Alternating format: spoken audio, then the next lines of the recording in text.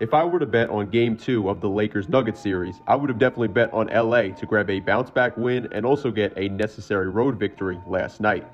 However, if you watch Game 2, then you know I would be completely wrong, as the Nuggets' huge fourth quarter got them a victory last night, and with LeBron now dealing with another injury, we need to talk about what's necessary to save the Lakers' season. Also, if you guys enjoy the video, then make sure to give it a like as it helps out a lot, and if you enjoy the NBA, then make sure to hit that subscribe button and notification bell. So last night, the Denver Nuggets moved to 8-0 at home in the 2023 NBA playoffs as they rallied for a huge 108-103 victory against the Lakers. Early on, it felt like the Lakers had this game under their belt and they were going to grab yet another necessary road victory in this playoffs. However, the Nuggets showed late why they're the team with the first seed in the Western Conference. As mentioned, LeBron went down with an ankle injury with just over a minute remaining in the fourth, but at that point, the game was pretty much already wrapped up and in the Nuggets' hand, so it really wouldn't have changed much. However, with LeBron coming off a regular season injury already and now in even worse shape, let's break down where the Lakers went wrong last night and what their game plan should be going forward with LeBron playing even more injured. So in my previous video, I talked about how the Lakers gave Jamal Murray too much space and he really ate LA apart with that. However, you can notice the difference here as you have Vanderbilt in versus Murray. And he had a lot of space in game one, like I said, but he was getting denied here. His work screening gets Jokic the post up, and Murray is one pass away from Jokic, but the Lakers still double and contest, but they do a great job of closing out on Murray, and they turn that defense into offense.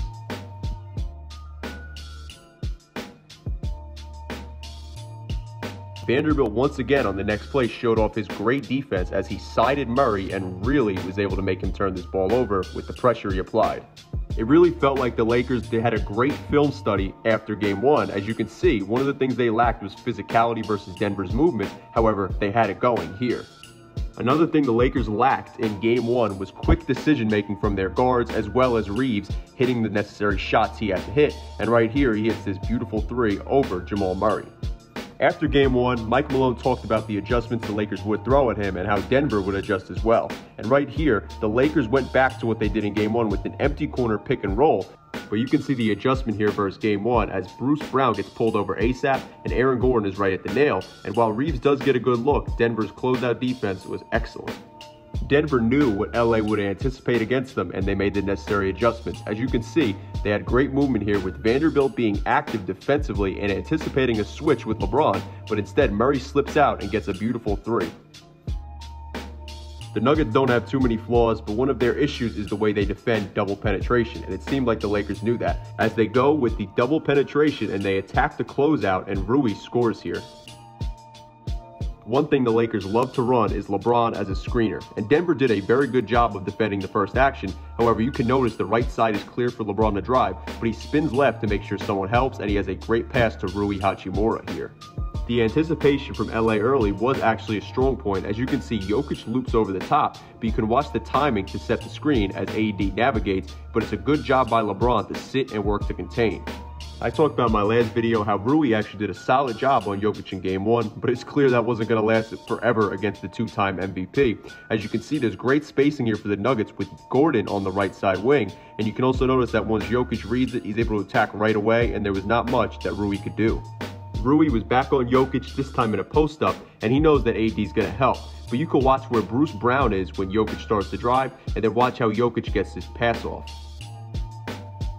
With Rui on Jokic on yet another post-up, this time the Lakers double team. Gordon was spaced so Schroeder was able to close out and recover to Murray also, but the Lakers defense was just locked in and able to get a stop against Jokic here and the Nuggets. This was a nice set for the Lakers to start the second half as you have wedge action, LeBron screens for Reeves, Murray's involved so there's no automatic switch, and with Jokic being the low man there's no rotation and a layup for the Lakers. One thing Mike Malone loves is player movement, and you can see here from the Lakers it was good switching, but they end up with Vanderbilt guarding Jokic, who immediately goes in for this physical move and the lay-in. Here you had good ball move from the Lakers. As they go back into the wedge action and Denver handles it, they keep playing and it's LeBron and AD pick and roll with an exit screen. There was no communication and more of a drive and kick for the Lakers to find it to Reeves for the three. We already went over the Lakers' struggles in terms of guarding the Jokic post-up. However, the Lakers did a better job in the third quarter of rotating outside of the double.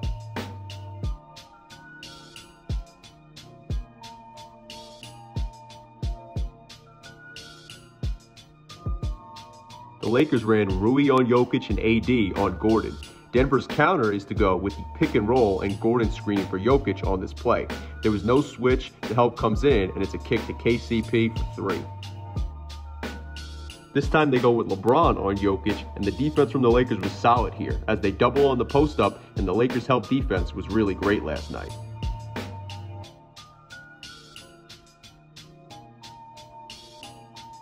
The Lakers stuck with LeBron on Jokic for the remainder of the third quarter, and it ended up working out for them. The Lakers did do a decent job of containing Jamal Murray early, however that wasn't the case as the game went on, as right here you can see that he hits MPJ with the hand back and gets the screen, and then LeBron's in action so he's dropped all the way back, and Schroeder goes under and Murray goes right to the pull-up. Like I said, you have to make sure you don't give Jamal Murray any space or he'll eat you alive like he did here.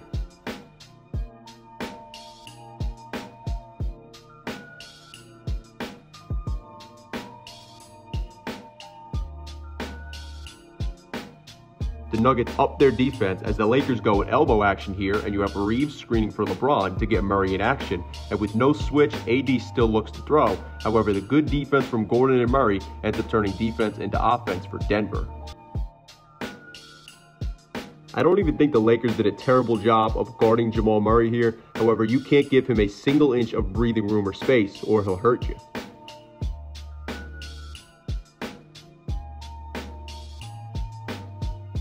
Prior to Game 1, Mike Malone said he knew the counters that they needed to throw at Rui Hachimura when he guarded Jokic. As right here you can see that they get Jokic in the middle of the floor, and MPJ sets a flare for Murray, and with no switch he cuts right off of Jokic for the 3-ball. With LeBron on Jokic and AD on Gordon, the Nuggets have a great counter here, as Murray back screens for Gordon and cuts, and with no automatic switch, he has room to get the handoff and let it go. With the Lakers entering desperation mode, LeBron started to attack matchups. Schroeder screens for LeBron to put Murray in action. Murray has a good show and recover, but with Jokic in help, LeBron skips the pass to AD for 3. In a crucial possession, only up 5, Murray calls for the Jokic screen and makes the Lakers pay for giving him space. The Lakers look to use LeBron as a screener yet again, but with Schroeder involved, Murray doesn't switch, and Denver's able to stay home and protect the paint.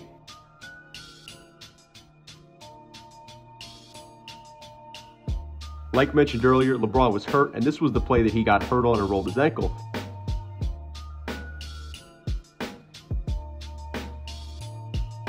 However, Austin Reeves somehow banked home this wild 3.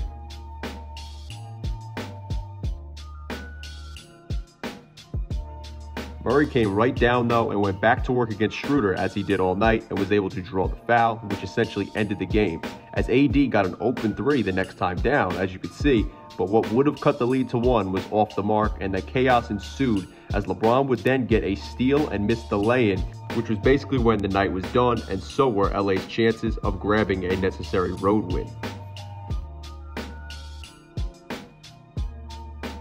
So I would expect LA to come out and grab a victory in LA during Game 3, but I also did expect LA to win Game 2, and they blew that. So even if they make some of the necessary changes that I went over in this video, then I'm not so sure if they can pull that victory out.